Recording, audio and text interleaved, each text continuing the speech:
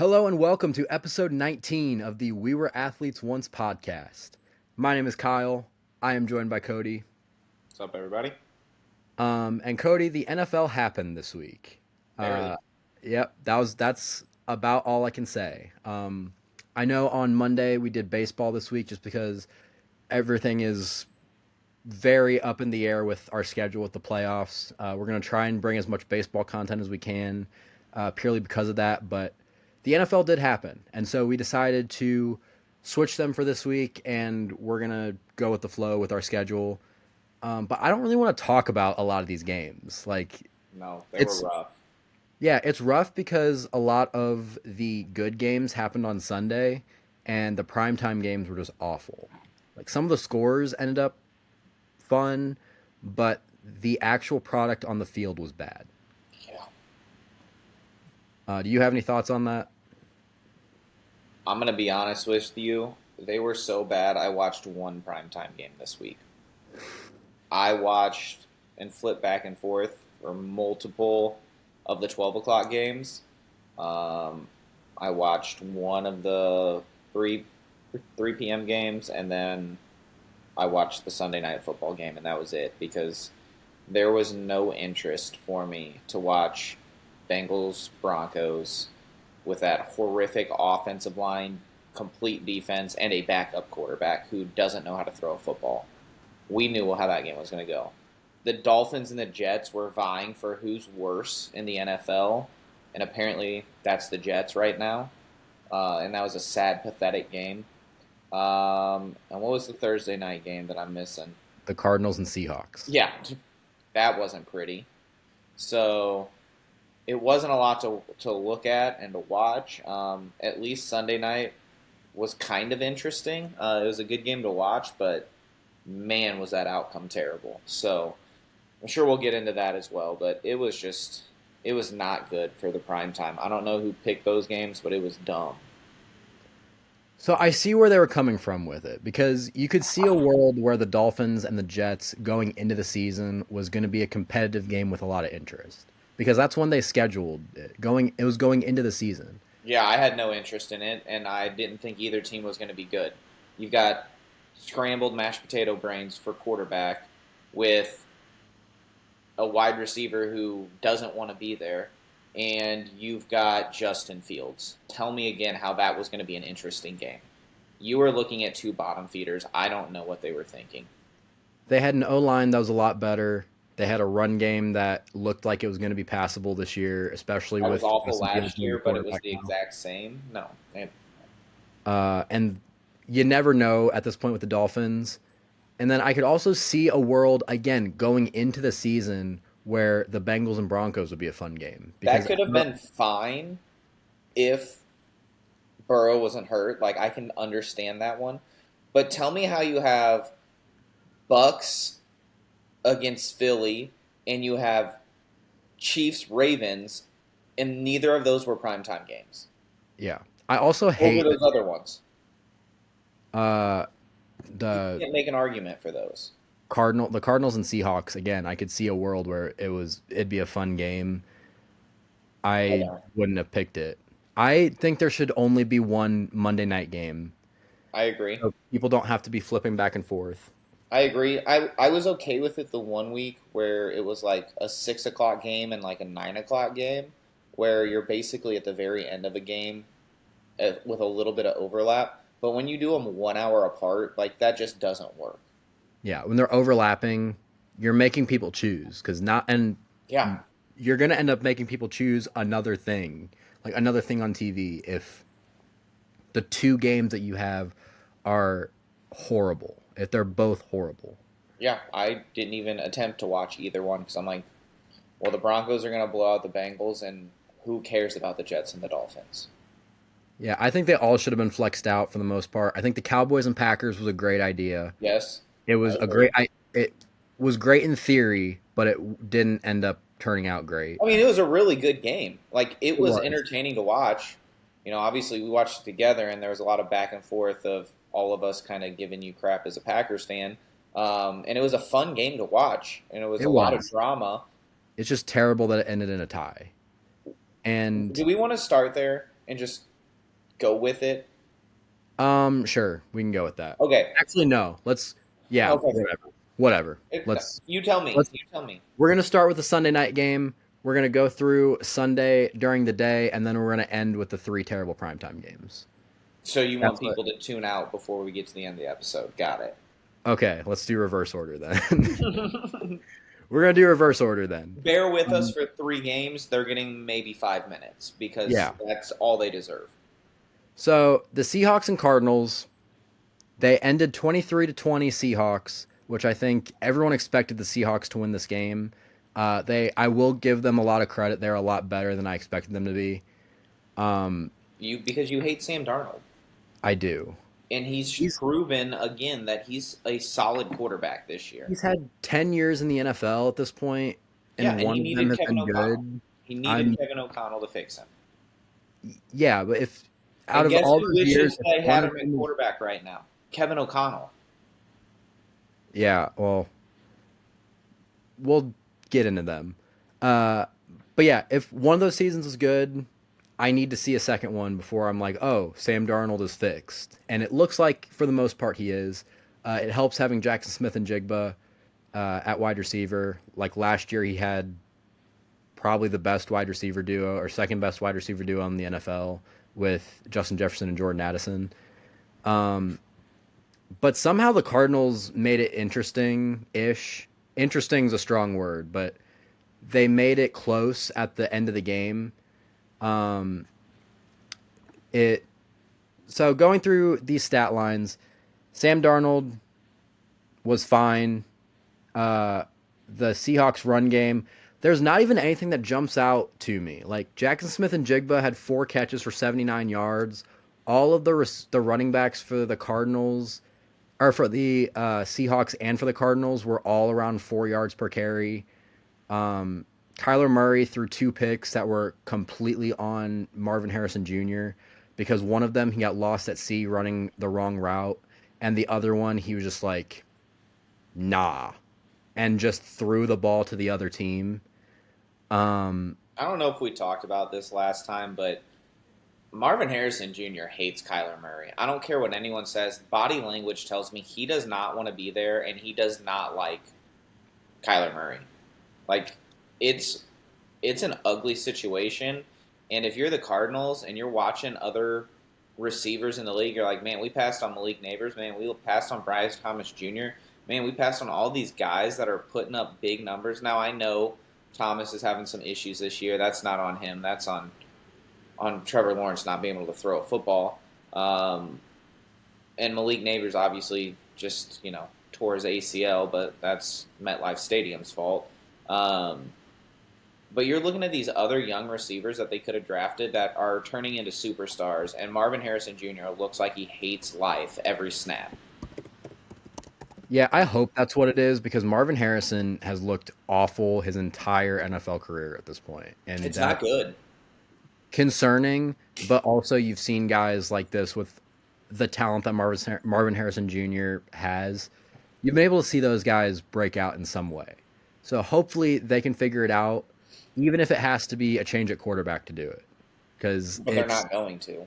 they're not. But he did end up having 6 catches for 66 yards and a touchdown, but he looked Several bad. drops.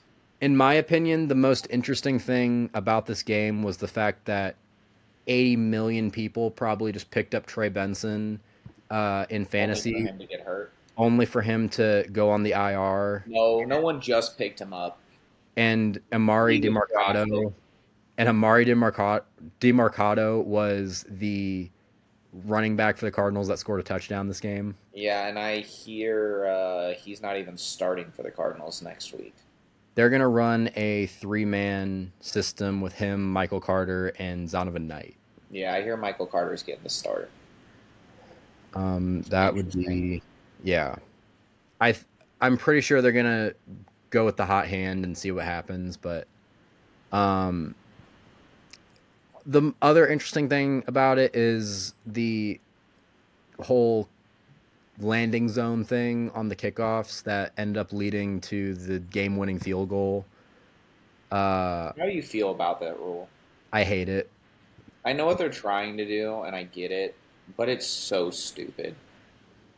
Yeah, it's Like why are we we, changing the rules of football? I don't know. We talked about this the other day, and I get what they want to do, and I'm okay with it. Keep the guys where they are. Make the kicker back up 20 yards, and make them actually kick the ball off, and not this stupid little squib where it's like super hard to land it somewhere. Put it in a place where the kickers are just kicking off like normal, and it's gonna land somewhere in there. Yeah, I think there's something about like kickers being able to do these quote unquote dirty kicks It's that not are dirty. starting to It's that's what they're smart. that's what they're calling it though. You can Is call it a they're dirty kick all you want. They're just smarter than you, and have well your guy learn how to hold on to a football. they're not calling it dirty as in it's unfair. They're calling it dirty as in like it is not a clean kick. Like Yeah, there's well, they're something not about it that cleanly holding on to the football either. It's pretty bad. yeah. Like it's not supposed to be an insult, I don't Okay. think, but it seems like it's just what they're calling it. It's Uh stupid. but I don't like the whole thing. I like that there's more returns and we're seeing good returns because it's something that's been missed. Um, but you got to figure out a better way to do this.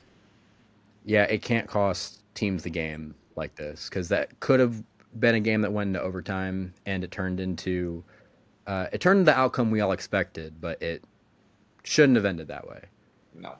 And then we have to go to the Monday night games, which for the most part I missed, but it's okay because so did the Bengals and the Jets. Yeah. The Jets, we'll start with this game because again, the score ended up looking somewhat close towards the end, but it wasn't.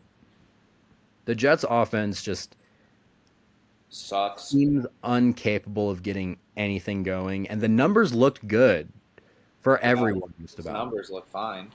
Like Brees Hall had 6 yards a carry. Justin Fields had over 300 yards and two touchdowns. But their offense just looked flat the entire game, and kinda so did the Dolphins. And again, they scored 27 points. Devon Achan had 100 yards throughout the game, but Tua 17 to 25, 177 yards and two touchdowns. Meh. The most interesting thing about this game Yeah. was for the first time ever, we've seen a guy celebrate tearing his ACL and dislocating his knee.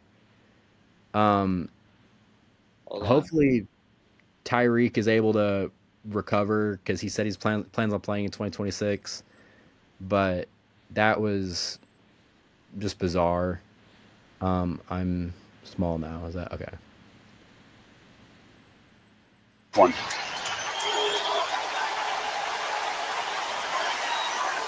And this is a Absolutely insane. He was that excited to not have to deal with Tua anymore. Well, he's terrible. I just Yeah. think back to right when he got traded, uh,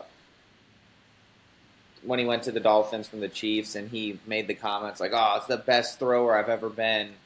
And you know you got to say good stuff about your quarterback and whatever, but you went from Patrick Mahomes to Tua, like you can't even lie about how much better of a thrower he is. Like, no, he's not. He's terrible, and now he's got scrambled brains, and he's even bigger idiot now with the ball. This is a bad team.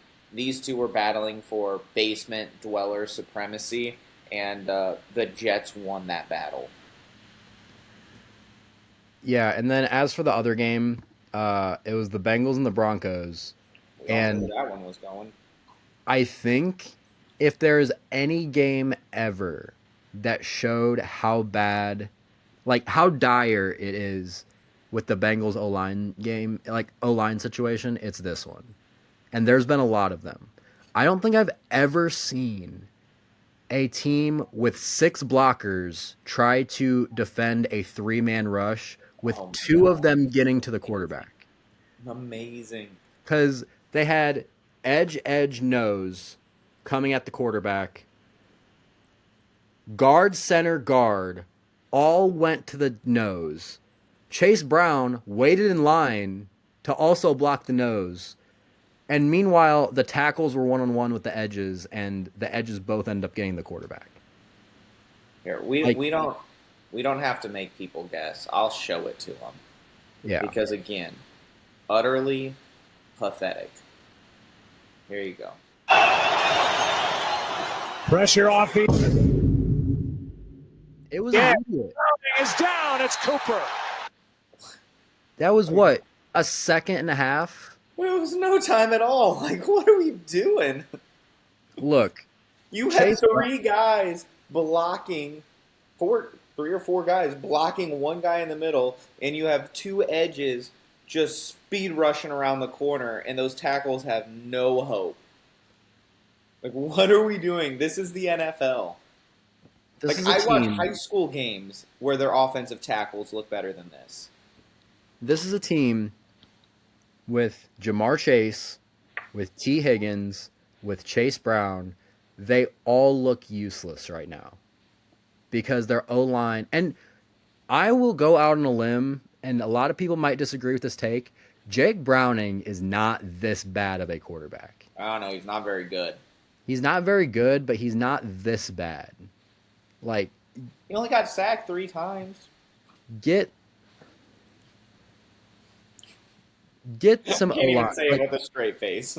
I can't with the Bengals anymore because Joe Burrow, this is what, the third time he's had a major injury in his 6-year career or Yeah, something along those great. lines. Get him some help.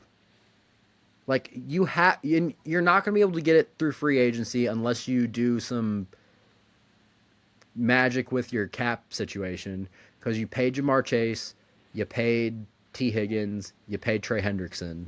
You have no So money. you're going to have to either do some cap magic like a lot of these teams are able to do, or you're going to have to figure out how to draft an offensive line because They should not draft a single position outside of O-line and defense. If they spend a single pick on a running back, on a receiver, on a quarterback, on anything other than that, their GM should be fired. I don't know, they have a bad defense too. That's what I said. O-line and defense. O-line and defense. Okay. Those are the only 2 things they're allowed to spend draft picks on. I don't even care if you have 17 7th-round picks. Take defense. Your team blows. Yeah, I think that's about. We're at 18 minutes at this point. I think that's about enough time that we've given these games.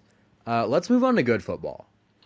And I wish this one was in the United States because it was a good game, but no one woke up to watch it at 8:30 in the morning. I saw about 5 minutes of it, and then I left for church. So, Yeah, I was at worship practice at that point. But the Steelers and the Vikings, it was a good game. The Vikings ended up not playing particularly well for 3 quarters, and in the fourth quarter, they Figured came their back. lives They made out. it interesting. It actually wasn't like the best game, to be honest. But Carson Wentz, 30 of 46 for 350 yards, 2 touchdowns and 2 picks. He struggled, again, like I said, for the first 3 quarters, figured it out. This Vikings team needs to get healthy because they're not this bad. I promise you they're not this bad. They're so injured. I don't even think Carson Wentz played a good first game. This one wasn't great. you can't turn the ball over like that. He's playing a tough Steelers defense. You say that. It hasn't been tough this year. It's been one of the worst defenses in football this year. A usually very good Steelers defense. This is also a defense that gave up a defense with a very 30 good. or 40 burger to the Jets in week 1. It's a defense with very good players that just haven't played very well this year. I'll fix it and say that. Yeah. Jordan Addison made his return, and he made a mark. Him and Jetta both put up over 100 yards. And Addison did it on 4 receptions. He had an 81-yard reception. Jefferson had 10 receptions for 126. It wasn't their passing game's fault other than, the 2 picks. That hurts a lot. you're playing from behind a lot, so you can't establish a run very well. But I would have liked to see Jordan Mason get the ball a few more touches. He only had 16 attempts, and um, Scott only had 2 attempts. I want to see more than 18 rushes in a game. Um, but it is what it is. Um, Aaron Rodgers had moments where he looked good, but overall it was just okay. And then where the heck did Kenneth Gainwell come out of? So that was a big issue that I had going in this game that I wasn't expecting to talk about this game because Jalen Warren was out, and I kind of expected Caleb Johnston to have, Yeah, or so Caleb did Johnston to have everybody. a better, like more of an impact, but not a lot of teams are using their rookies this year. And I understand why not starting them immediately, but once you have injuries, like I would probably do that. But it worked out for the Steelers. Jalen Warren or Kenneth Gainwell finished with 99 yards and 2 touchdowns. Yep, looked Um, good. Aaron Rodgers, looking at him play, he looked a lot better than the stat line shows, which he only had 4 incompletions, only threw for 200 yards and 1 touchdown. Well, But he it was, looks okay, but when you look at the numbers and if you watch the game at all, like I watched a couple, like I said, like 5 minutes, but in those 5 minutes, I watched him throw the 80-yard pass to DK Metcalf. You take that off of there, he's 17 of 21 for 120. yeah, and a lot of that did come in the first 2 drives of the game. Yeah, that was almost all completely in those first 2 drives. But looking at him actually playing, I mean, he still had really good zip on the ball and he was throwing. He was moving around the pocket pretty well. He was scrambling. He was doing a lot of things that a lot of people were concerned about him being able to do going into this year at 40, about to be 42 years old. So, and, DK Metcalf also, great game. 5 catches, 126 yards, and a touchdown. Kenneth Gainwell actually also had 35 receiving yards, and he was the second highest receiver. The top 3 receivers were 126 yards, DK Metcalf, 35 yards, Kenneth Gainwell, 20 yards, Darnell Washington. Yeah. Well, and And we're used to seeing Kenneth Gainwell kind of being that third down receiving back when he was with Philly. And so that's kind of what you expect out of him. That's why you kind of looked going into this game like Caleb Johnston was going to finally get, maybe a real look of what it looks like of being, that bell cow, and then, passing downs, putting Gainwell out there, but they didn't even give him a shot. between this game and another game we're going to talk about later, I feel very confident in what I said last week that the Steelers are going to win this division. They're They- finding ways to win, but it's not pretty. They've looked like a good, not great, but good team overall. And again, we're going to talk about something later that's going to really affect this AFC North race. But Well, they're going to be at least 9-8 because that's what Mike Tomlin does. yeah, I had them as the 6th seed going in. I think they're just going to be better than what I had them being. They're going to make the playoffs. And then their first round out then because that's not a great team in my opinion. It's possible. If they win the division, I think they're probably the 4 seed. They're definitely the 4 seed, but Then they're going to get stomped on perhaps. because the 5 seed almost always is better than the 4 seed. What are we probably looking at the 5 seed being? The Chargers. Maybe. They're still leading the division. Could be the Chiefs. Could be the Broncos. We're gonna get to. I think between the Chiefs, the Chargers, and the Broncos, one of those is probably their 5 seed, and I'm taking all 3 of those over Pittsburgh. I still feel very confident that the Chiefs are gonna win the division, but we can move on to the next game. It's the Commanders and the Falcons. I have, and Michael Penix kind of had his breakout of the season type game with this because he seemed like he kind of had issues in the first few games. He did throw a pick in this game. He had over 300 yards. I mean, he was able to spread the ball out really well between Drake London, Kyle Pitts, and Bijan had a huge game today. The unicorn, man. What's that? The unicorn. He came alive for the first time in his career. Kyle Pitts. Yeah.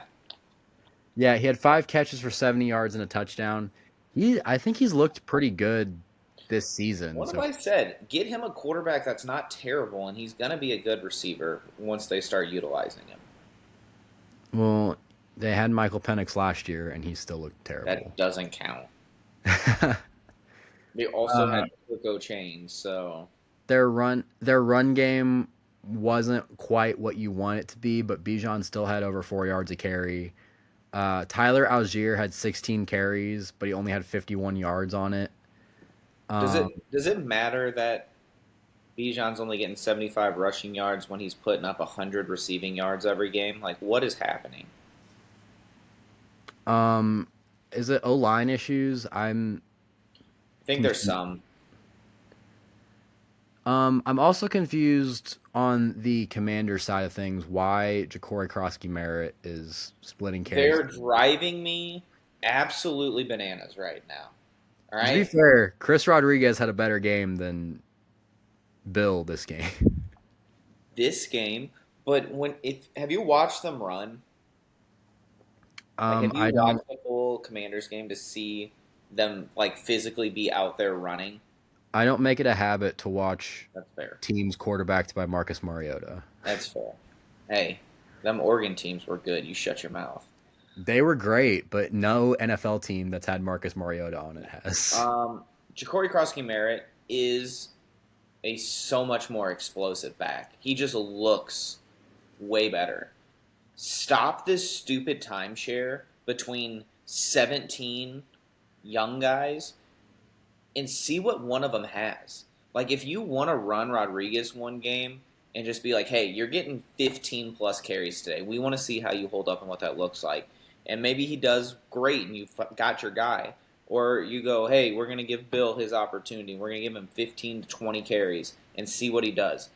I think as soon as they do that, he is going to explode and put himself firmly in lead as their running back. But they gave both of them 7 carries.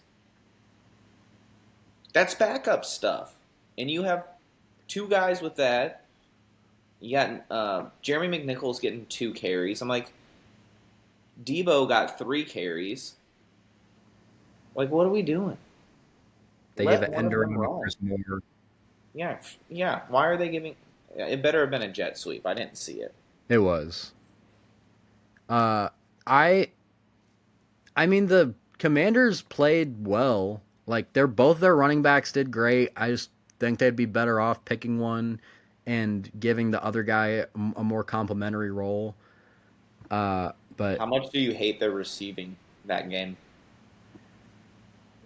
It's not great when Luke McCaffrey's a starter, so it's not great. Outside of Debo, no receiver tight end had more than 2 catches. Yeah, I still like Zach Ertz. He's getting older. The Ageless Wonder is fantastic.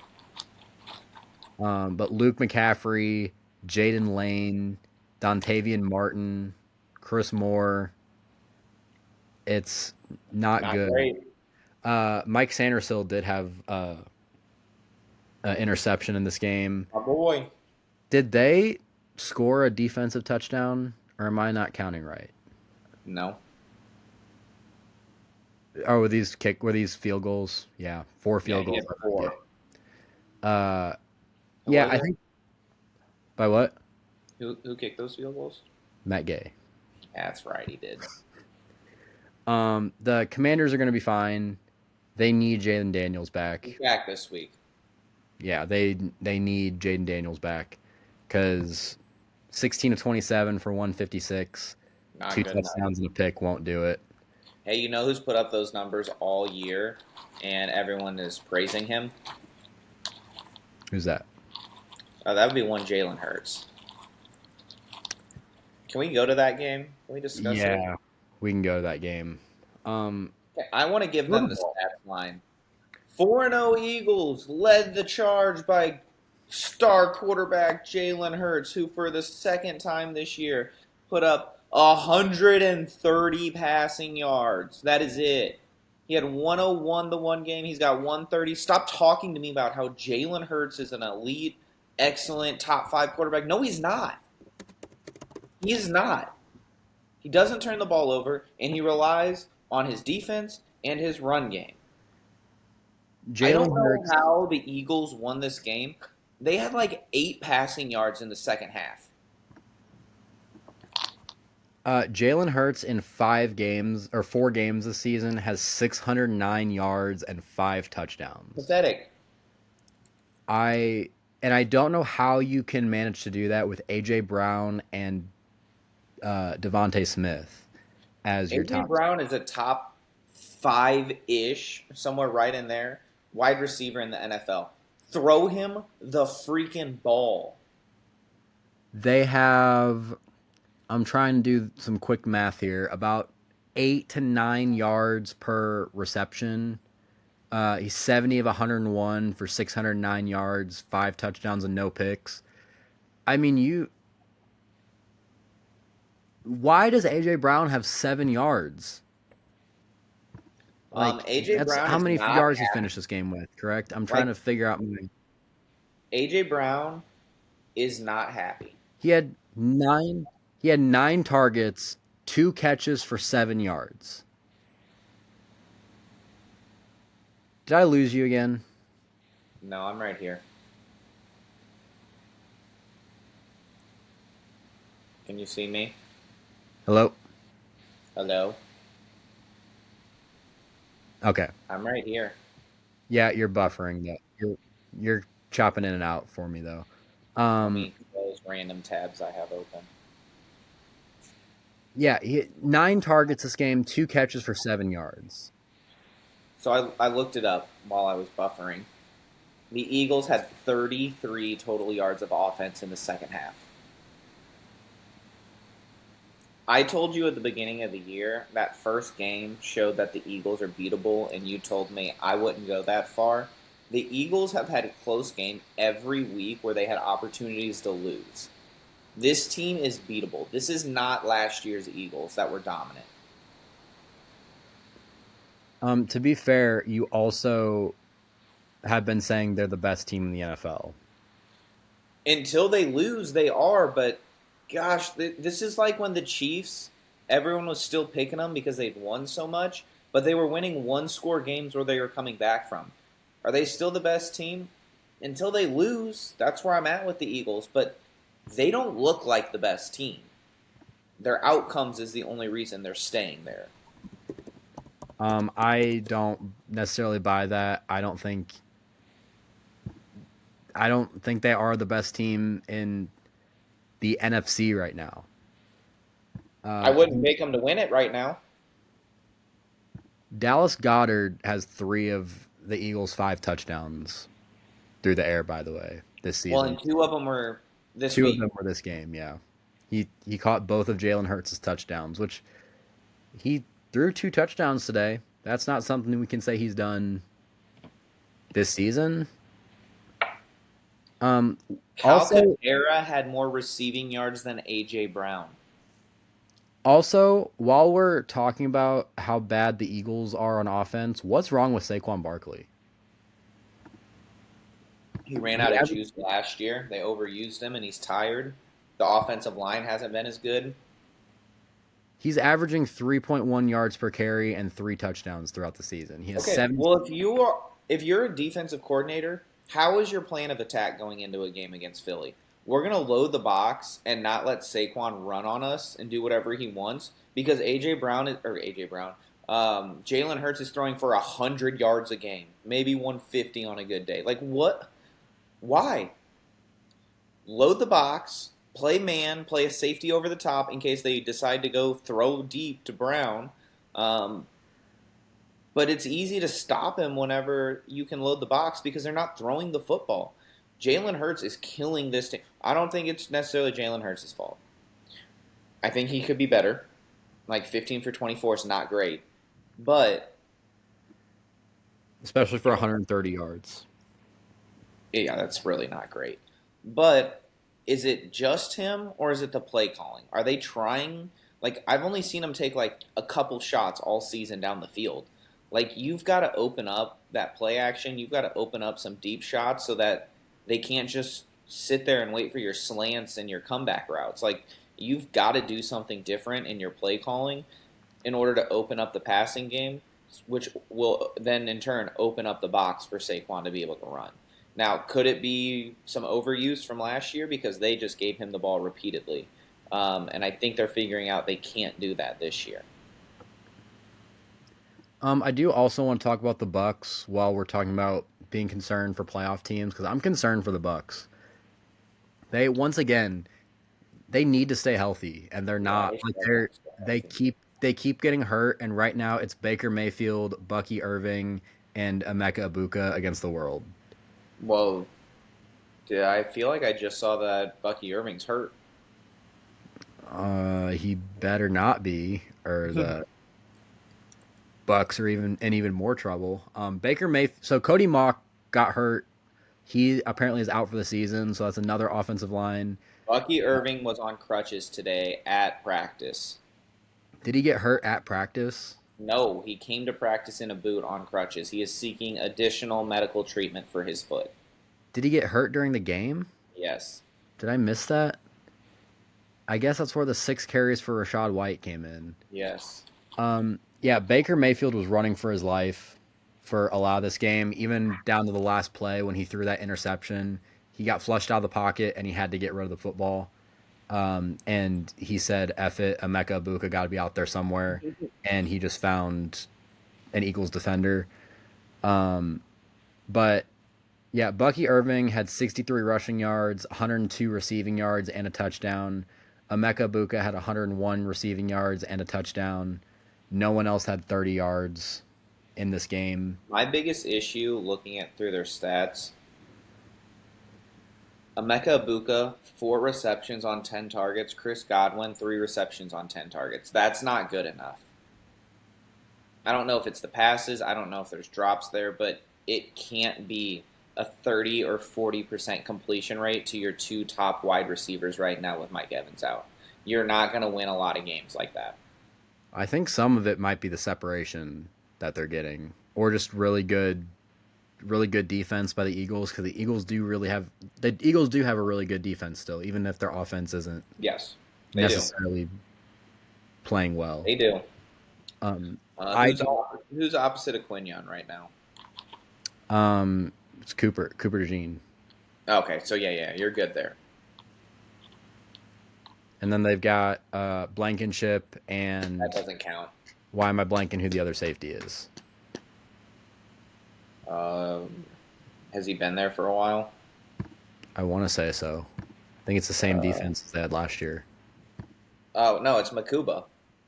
Oh, that might be why I'm blanking. Yeah, I don't put this on Baker. I put it on the fact that everyone is hurt and they have to figure something out.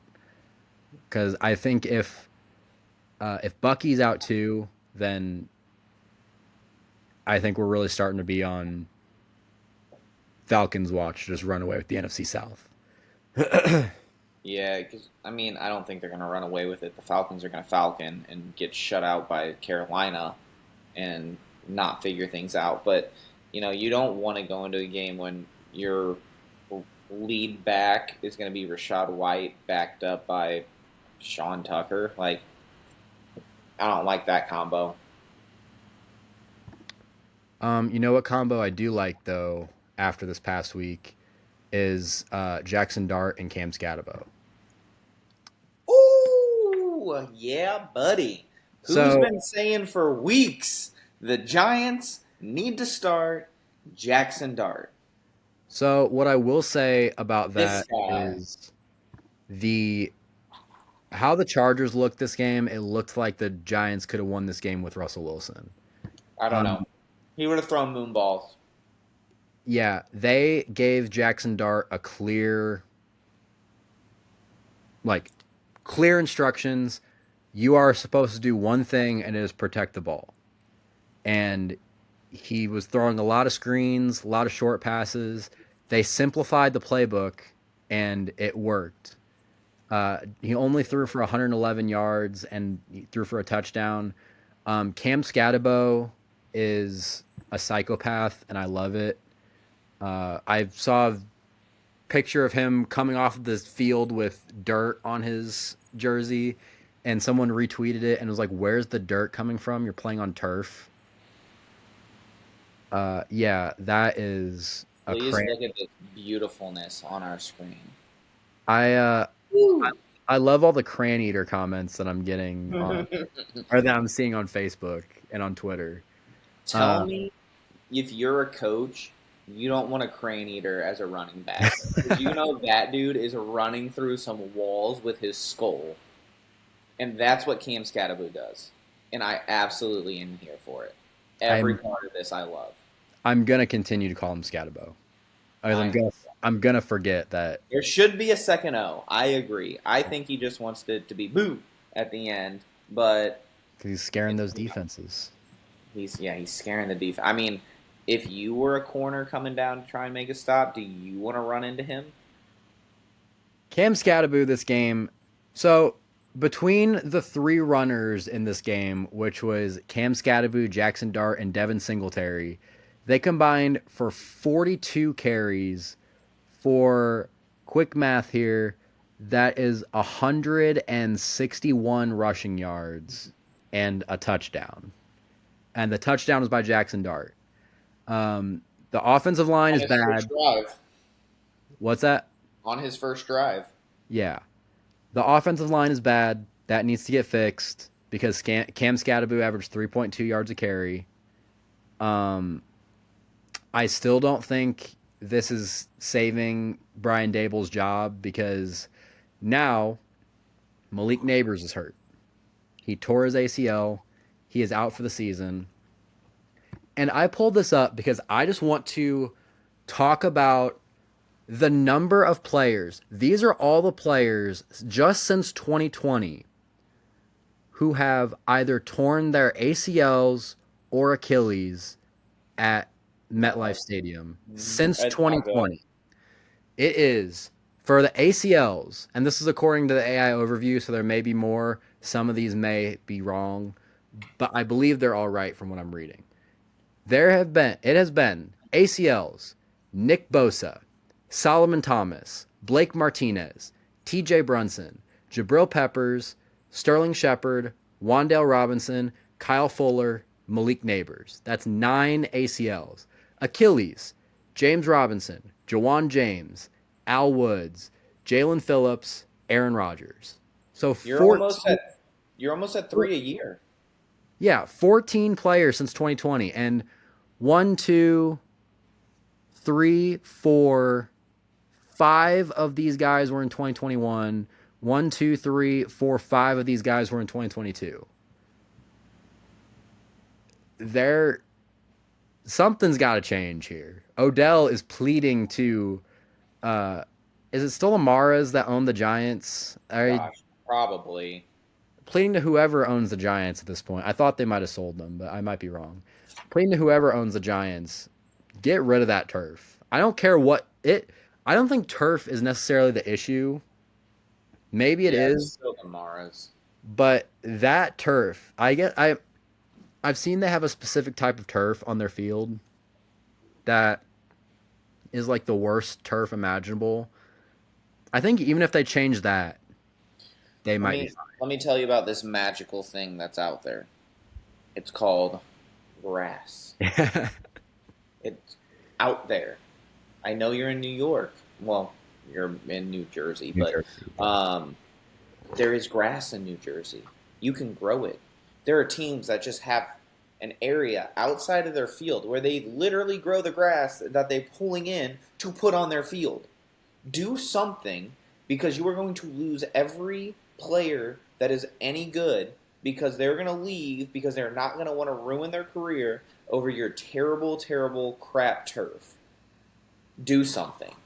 It's unacceptable that there's that many season-ending career-changing injuries because ACL surgeries or whatever nowadays, they're coming back sooner, but you're still never quite the same. And Achilles, you're never the same. There's not even a close to the same. You're just not the same anymore. So they got to do something because that's unacceptable. I promise you, Malik Neighbors hates the Giants. The Chargers also looked bad this game. They look bad. Their offense looked bad outside of Amarian Hampton.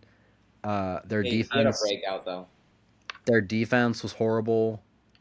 Even though they only let go 21 points. I think the rushing attack that wasn't much of an attack by the Giants was more so on the Giants O-line than it was a good performance by the Chargers. Justin Herbert threw 2 picks, only threw for 200 yards. Yeah, he was off. It's games like this that make me feel confident about the Chiefs still winning the division. Because the Chiefs had 2 unfortunate games to start the year, but they figured it out. Can we talk about Tui Tuipulotu? 4 sacks. He was insane. That defense is solid. I think it had a decent game today. Like, it gave up 21 points, but when your offense is giving the ball back pretty quickly and not sustaining drives, like, that's bound to happen. But, man, 4 sacks, that's a coming out party there. Like, some guys, they're like, yeah, I'll take 4 sacks in a year. He's like, nah, I got that today. I think that's a great game by this player, but like I said, I think overall the defense played poorly. Yeah, I think Drew Phillips for New York had a good game. He was in a lot of pass breakups. He was looking like a difference maker out there. I know he took one pretty bad penalty that hurt them, but every time there was a big pass breakup in a big moment, it was Drew Phillips every single time that was in there. So he's looking like he's starting to turn himself into a pretty solid player. And you got to give credit to that defensive line. It causes havoc. Even if they're not getting to the quarterback, knowing you've got Kayvon Thibodeau, Brian Burns, Carter, Sexy Dexy, and Brian Burns coming at you 4 up front, like, that is filthy. Like, that's in your mind that you're like, I got to get this ball out quickly.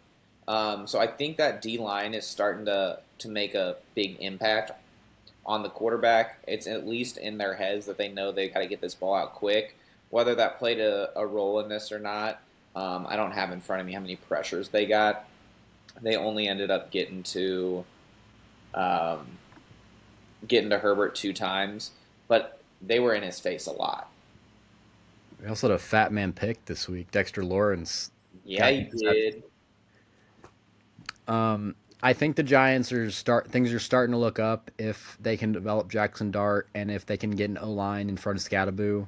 That's the thing. If they should be in the same category as Cincinnati, with one exception. They should draft O-line heavily. They need maybe a piece or 2 on defense. Maybe they could get another corner. I would feel good if they had a second guy to pair up with Andrew Phillips. But I also would like them to go get, like, 2nd, 3rd, 4th, 5th, like, in one of those rounds. Go grab a receiver because they need some extra help there. Like, Darius Slayton is not the answer. I would like to see Theo Johnson get targeted more. But we're talking your top 3 is Malik Neighbors, who's out for the year, Darius Slayton, and Wan'Dale Robinson. Like, please go get a receiver. I don't care if it's in the draft. Go pay one. Like, if you like a receiver high in the draft, go pay some offensive linemen and then take them. But we got to do something. We need a line. We need another corner probably, and we need a wide receiver. And this team is starting to look like a legitimate NFL team again. Who are the Giants playing this upcoming week? They are playing I had it in my The head. Giants They are are playing the Saints. They So, better win. yeah, this is I picked up Jackson Dart in one of my fantasy teams, and I'm playing him against the Saints. So hopefully he does his thing.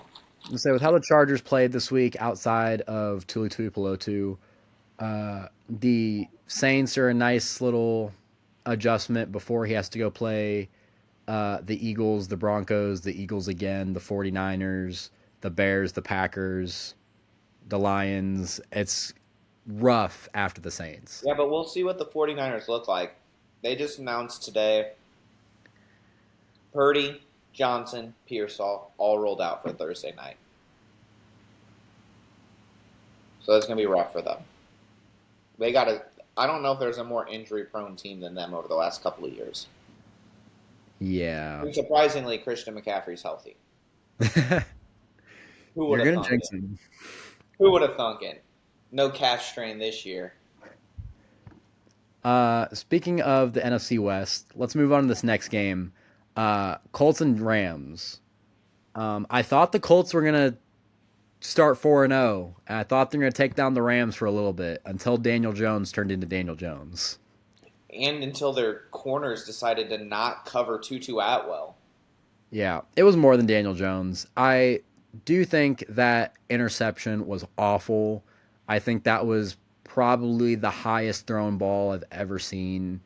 And the corner had about 15 seconds to get under it. It was just bad. Outside of that, he had another at least decent game. Actually, no, he threw 2 picks.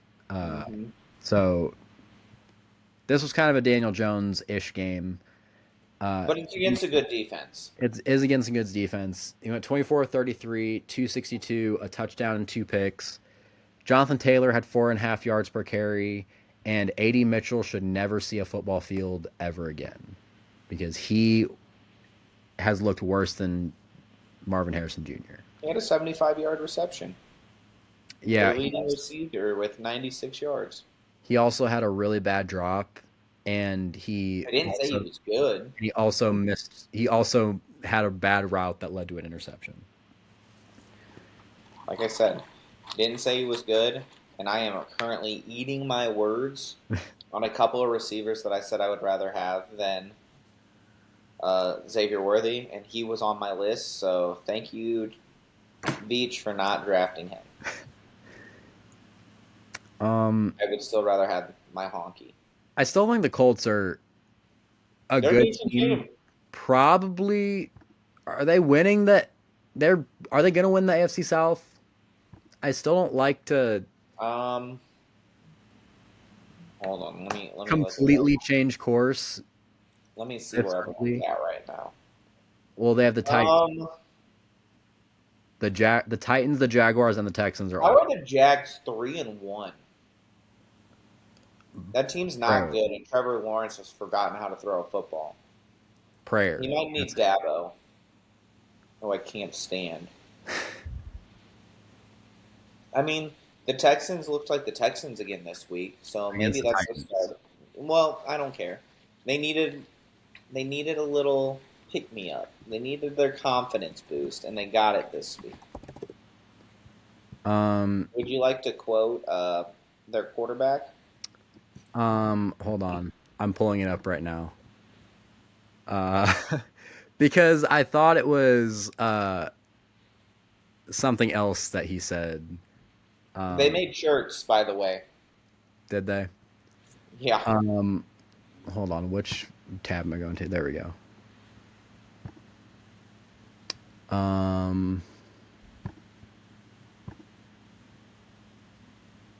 I hit the wrong thing.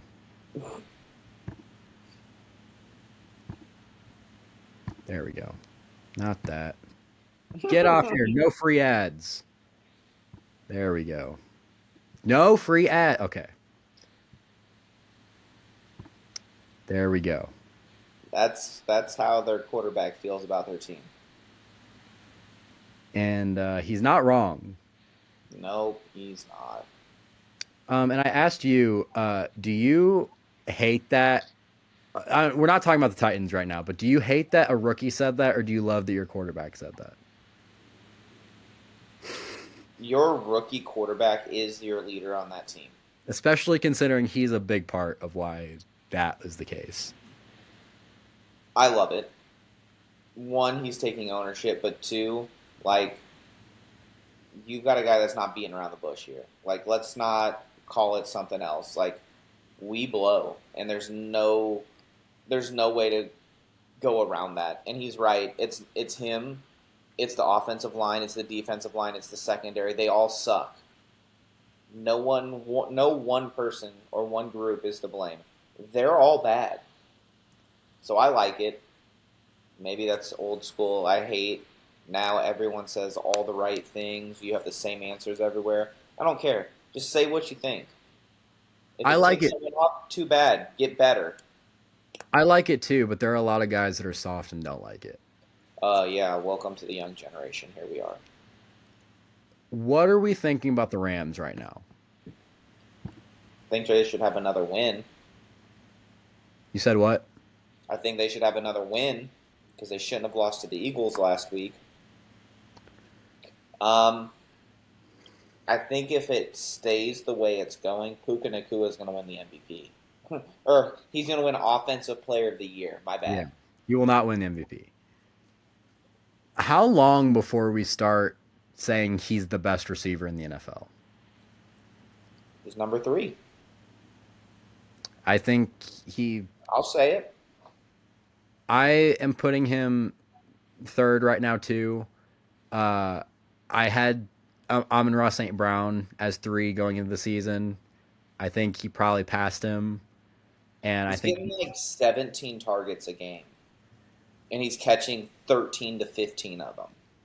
going into the season, I had one tier that was just Jamar Chase and Justin Jefferson, a big gap, one tier that was just Amon-Ra St. Brown, big gap, and then like Puka, AJ Brown, a bunch of other guys. I think Puka jumped into that first tier. I'm still not willing to say You think he went all the way up with those two? he's at least on the same tier as Amon-Ra St. Brown. Oh, for sure. I think he probably has jumped up into that first tier. He only has 1 touchdown right now, but he is, I think, leading the league in yards by how a many? lot. 100 at Yeah. least. And I think Devontae Adams hasn't been talked about enough because he looks excellent. 4 games, he has 42 catches for 503 yards and a touchdown. What's Devontae Adams have? He has 17 catches for 269 yards and 3 touchdowns. Okay, so I think he had 2 slow games and 2 really big games. So he's averaging about 4 catches a game for 80-ish yards. I mean, you'll gladly take that when you've got the leading receiver in the NFL as your other guy. Is that how math works? Sure, we'll go with that. I don't know. But if the Chiefs had one 80-yard or one guy that was averaging 80 yards a game, they would take it right now. They will. Just give it a few more games. Because we'll talk about them in a second. Yeah. Also, yeah, Tutu Atwell had that 1 catch, but he was the second best receiver in terms of yards because it was an 88-yard touchdown catch. Their corner just decided not to play football and let him run right by him. It's not the last time we're going to be talking about that tonight. The Rams defense is just awesome. They're going to be a problem. That front seven's pretty good. And before we talk about the another corner that stopped playing football, we have to talk about the Ravens and the Chiefs first. Let's go. Chiefs just dog walked the Ravens in this game. Say it. What's that? Say it. You know what I want you to say. Do I? You do. I say it all about Lamar every time they play the Chiefs. Patrick Mahomes is his daddy. Yeah. I mean, I think I am just higher on Lamar than you are. I don't think he's 100%. the best quarterback in the NFL by any means. I think he's way overrated. Um, And I honestly, watching that game, felt like he quit on his team and made his injury out worse than it was. so we'll talk about the Ravens side first on that. There are reports that Lamar might be out for up to a month. They said it's looking like a 2 to 4-ish week injury. I don't buy at all that Lamar quit on his team. There were things that he did after the way he was moving and stuff where he looked fine.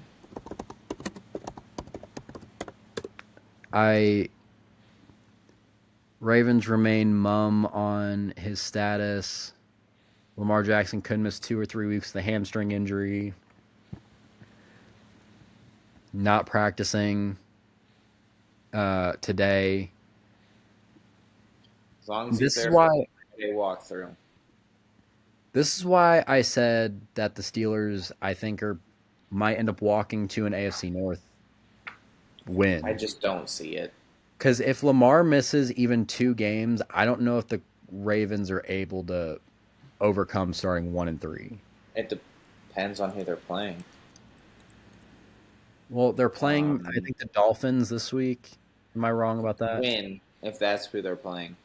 With Cooper Rush and a team that is No, they're playing. They're not. They're playing the Texans. I knew they were playing someone on that level. They've got the Texans and the Rams the next 2 weeks. I think that might be 0-2 with Cooper Rush at quarterback. I really hope the Texans can figure it out.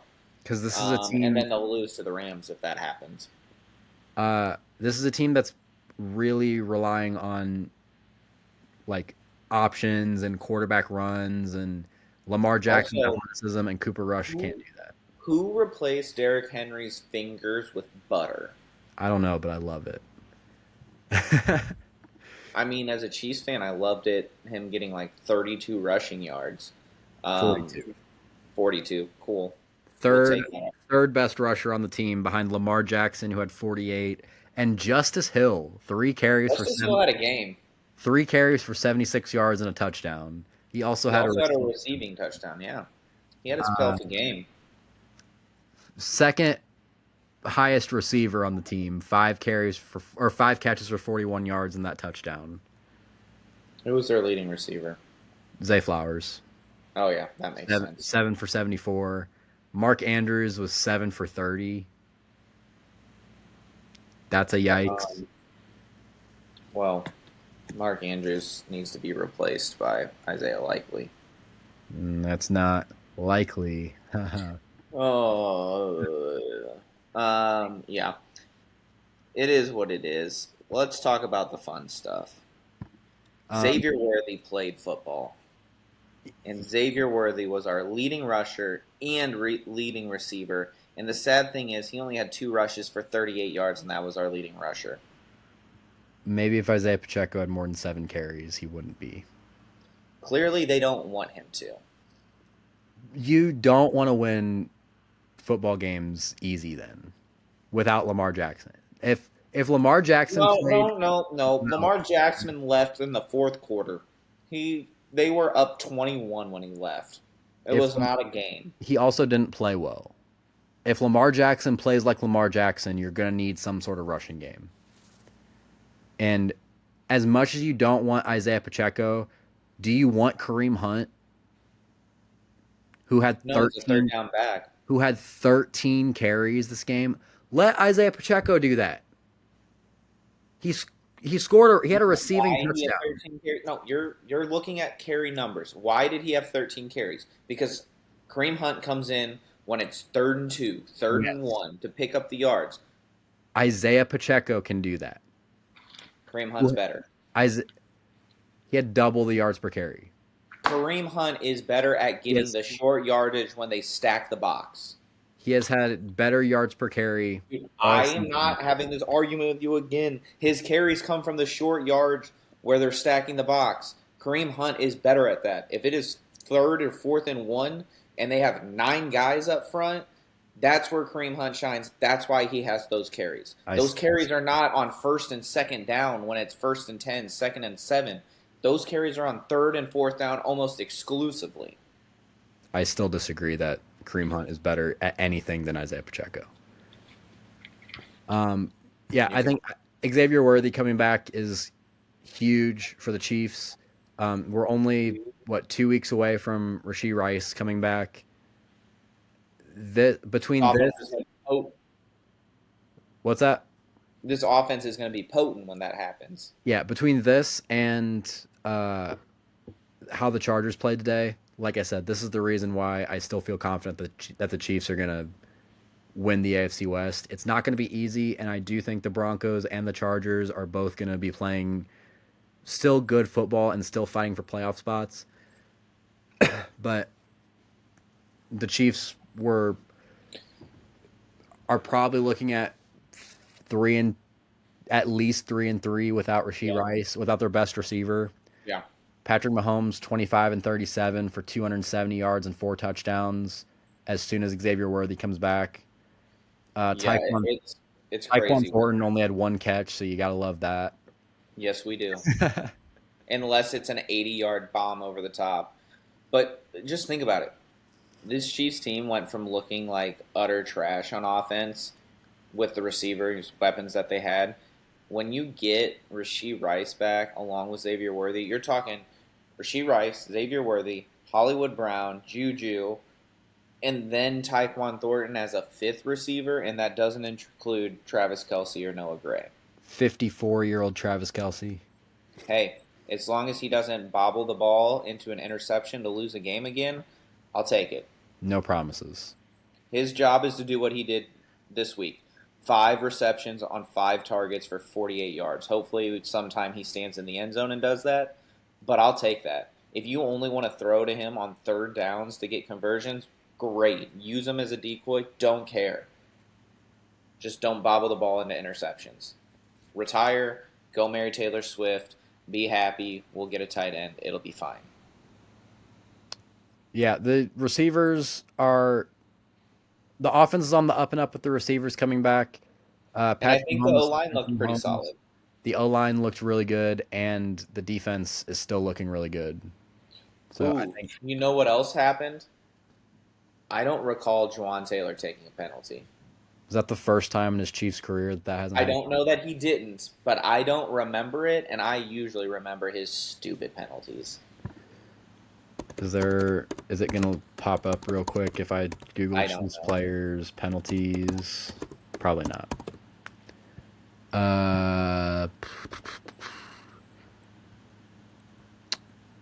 Nope, it sure won't.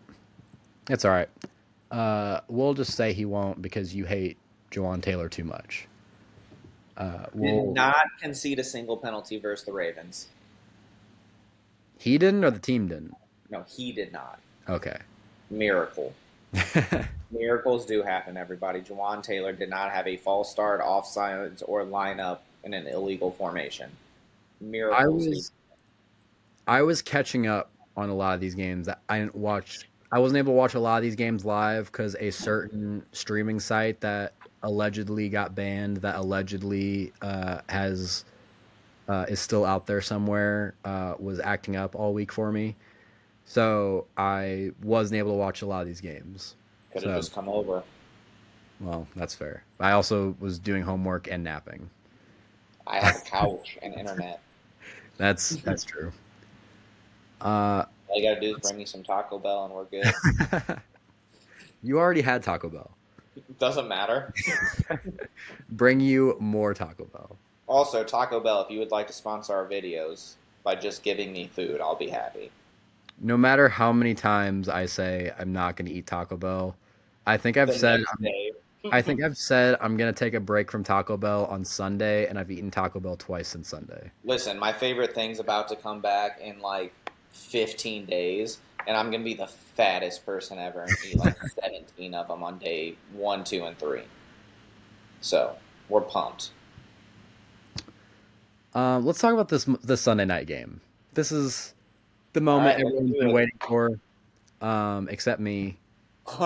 No, it wasn't It was a really good game. It was a great game. And I am not as disappointed as a lot of people expect me to be, because You this is expected them to lose the whole game, so calm it down. what? You expected them to lose once the score started getting high. You're like, it's over. We're going to lose. We're going to packer it up. But you were playing the So Cowboys. You cowboy it up. the issue that I had, and the issue that I will continue to have, Your is secondary sucks. I know who is playing in the secondary right now. And Dak Prescott, people can say whatever they want about the Cowboys and about Dak Prescott. Dak Prescott isn't a bad quarterback. He is very much so a gunslinger. And gunslingers really benefit from bad defenses because they can just light up the scoreboard. Yeah. Like a lot more than quarterbacks who are a lot safer with the ball. So, Yeah. yeah, I saw a stat put up, and his numbers to this point are literally identical to Tony Romo's. They are the same person.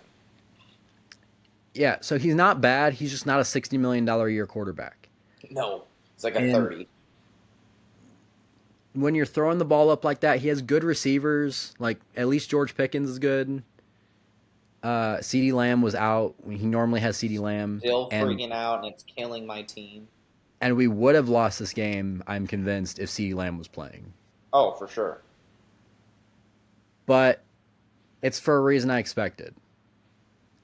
Is that, for one, I don't know what happened with Rich Bisaccia and the special teams right now for the Packers. They need to figure out this whole block kick thing, because we had It's a lot. what's that? It's a lot of them. Yeah, it's 2 at this point.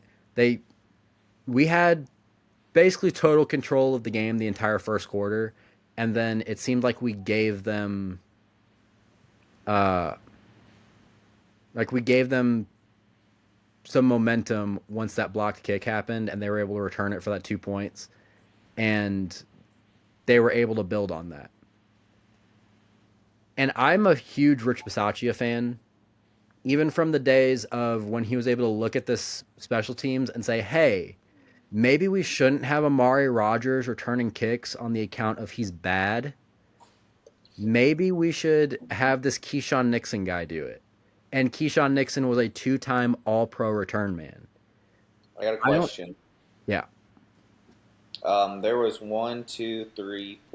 5 kick and punt returns in this game for you guys. How many did Keyshawn Nixon have? 0. Yeah. Our What's going 2-time, on with that? because he's a corner now for some reason. They're not going to have him be a corner and return kicks. And so they're having Matthew Golden do it, who's not good at it. Yeah, Matthew Golden returned 2, and Romeo Dobbs returned 1 punt, and then kickoffs was Savion Williams and Bo Melton.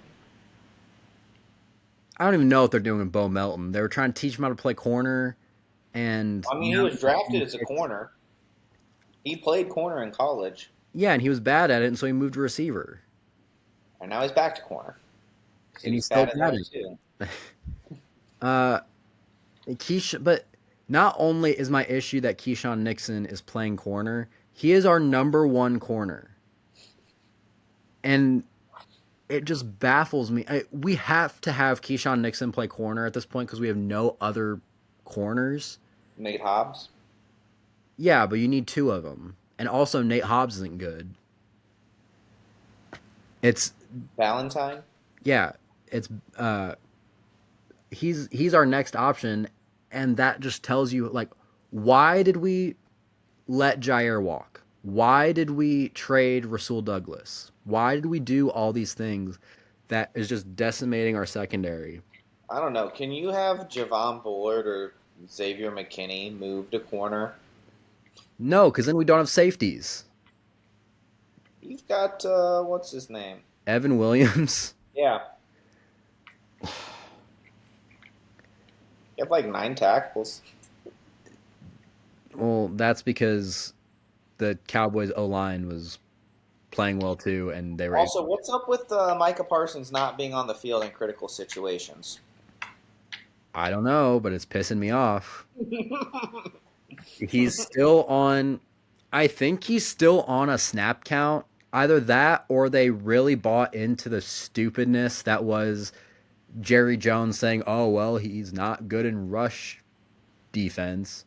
When he's literally a better defender of the run than Kenny Clark is, and they had Kenny Clark on the field every snap the entire time he was here.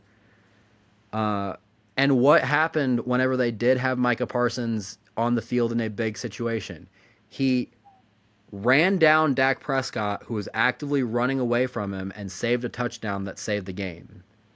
And they counted it as a sack. And they counted it as a sack because his knee was down like a half a yard behind the line of scrimmage. Yep. It wasn't pretty. We need new corners. We need Keyshawn Nixon to be a return man again, because we didn't look good before Keyshawn Nixon. And again, I don't know if that's because of how bad Amari Rodgers was, or if Keyshawn Nixon was that good, but he's a 2-time All-Pro return man, so I think he's pretty good. Let him do that. Let him do what he's good at, and not do whatever that was in overtime that he did. So, whenever we're talking about cornerbacks that gave up, what I'm referring to was the long pass that Dak Prescott threw to Jalen Tolbert in overtime, where Jalen Tolbert was, 80 yards down the field, and Dak Prescott said, "I can make that throw," and threw it as far as he could from, I believe, the other hash. And Keyshawn Nixon was like, "Oh, he can't make that throw. I'm just going to watch what happens here." And Jalen Tolbert, being an NFL receiver, came back to the ball and made an amazing catch that he wouldn't have made if anyone was covering him. But Keyshawn Nixon took 0 steps towards that ball. I don't think it is as bad as you make it out to be. It was bad. He gave up on the play. It looked like he was on the end of a cut and came back for it. And it looked like it was a bad play by him. But I think it was a bad play not because he didn't put effort to come back. I think Because it was a bad he's not play. good at man coverage. No, I think it was a bad play because he turned the wrong way and didn't even know he was cutting back. Because he's not And good then at he man cut back coverage. late. No, I agree with you, but I'm not gonna say that he didn't play corner or he didn't try to get back to it. I think he just didn't know what to do and was facing the wrong direction and had no chance after that. Because he can be a bad corner, he's not. But there was still effort there. It wasn't because he didn't try or didn't even make an attempt to come back. It's because he turned the wrong way and missed the cut. Any decent corner would at least be on the guy's back, like a step behind the guy as he's making that catch, and put pressure on him. It was a great catch, though. So it was a great catch, but I don't think he would have made it if there was any pressure on him in coverage. All right, let's talk about my biggest issue with this whole game. The fact that it ended Why are there freaking ties in the NFL? That is the dumbest thing in the history of sports. Why is there a tie? I am going to start a petition at some point once I stop being lazy to I'm sure there's already a petition bring out there. in college. We need to bring in college overtime in the NFL. Let's go. Because that is the best option. I can't imagine there being an. I don't love the overtime for college necessarily, just because you're guaranteed a field goal. But start them back further. Start them at midfield. Yeah, I wouldn't even be opposed to starting them at their own 25-yard line and making everyone drive until their scoring isn't matched. Or take the clock off. Yeah, well, that's what I'm saying. That. We can do the same thing that we're doing, and we're just going to play until after the first possession there's a winner. Yeah, what I was saying is do if there was no clock on, The Packers wouldn't have kicked a field goal there. They wouldn't have had to try and hurry it up, which they should have lost. Let's be honest. That was such bad clock management. There's no reason that last play should have happened. And if it doesn't hit the corner in the back and fall straight down, and that ball sails over their head, the game is over and the Cowboys win. That was just the stupidest decision. Like, if you're going to take 15 seconds to get to the line and only have like 5 left when you hike the ball, you better freaking spike it and kick your field goal, take your medicine, and end it in a tie. Yeah, I blame a lot of the Packers' struggles on the coaching because Matt LaFleur has had a couple of those I bad. was like, Packers fans want him gone. Like, they are calling for his job based on this stuff. No sane Packers fan wants Matt LaFleur to be fired. I've seen a lot of fans calling for him. Those people are dumb. I'll say that right now. I don't even think there's necessarily a sane Packers fan that wants Rich Bisaccia fired. I would be a lot more open to that conversation, though, because Rich Bisaccia, we've had one of the best special teams in the league for years, but it's just all fallen apart this year. Speaking of special teams, you know who's about to get a job? Whoever's running the Eagles special team. Yeah. They've got 3 blocks and 2 of those returned for touchdowns in 2 weeks. I also think today had a lot to do with the fact that we were playing the guy that looks like a skeleton, the special teams coordinator for the Cowboys that used to do the Rams for a long time. I can't remember what his name is for the life of me, even though I know John Fossil. Yeah. Oh, John Fossil? I just remember him as the head coach of the Giants. Yeah, he's a special teams coordinator for the Cowboys, and he's I didn't know he was awesome still alive. He's only 51. I just looked. Yeah, he's awesome at his job though, and I'll give Rich Bisaccia some grace for that. But figure it out, because we lost the Browns because of a blocked kick. We almost lost. Should have lost the Cowboys because of a block, or that started with a blocked kick. Matt LaFleur can't figure out his time management. They don't know what to do with Matthew Golden. Their whole coaching staff just looks lost right now. And they need to figure it out. Because I know you hate Jordan Love. Jordan Love has played like an MVP candidate this year. He is top 5 in the league in passing yards. He's, I believe, top 5 in the league in completion percentage.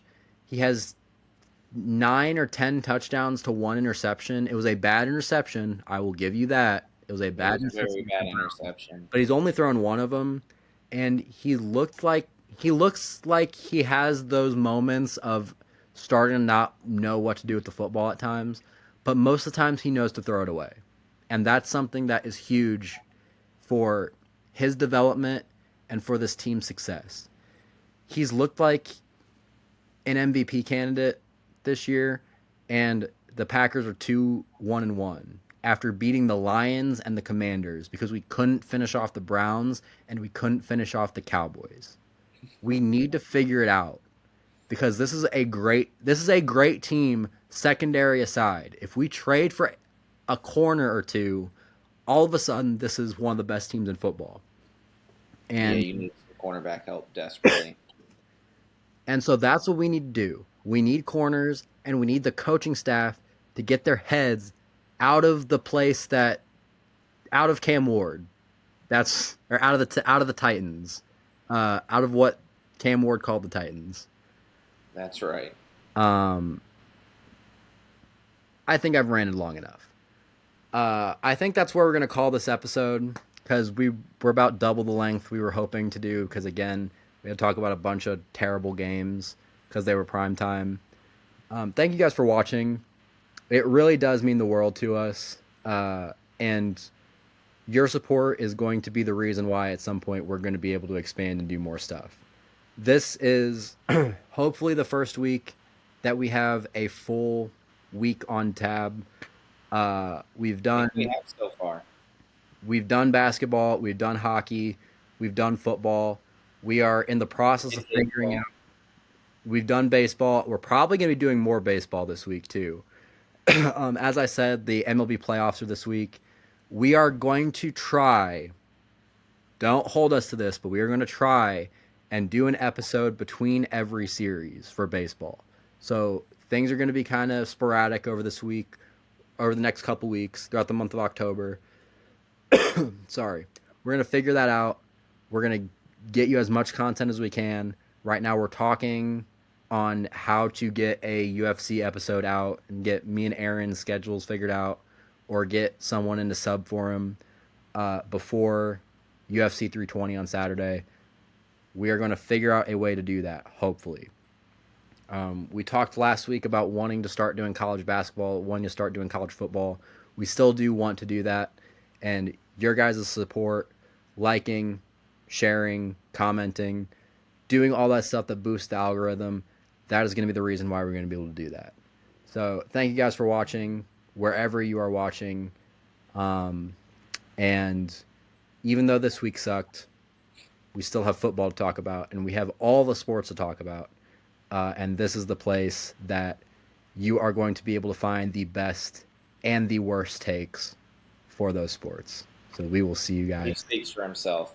Everybody find a petition and sign to get rid of overtime. You pointed the wrong way. Get better overtime. We can't have ties anymore. Yeah. Let's fix this. Make the NFL do something. Make the NFL great again. So we will see you guys next time. See ya.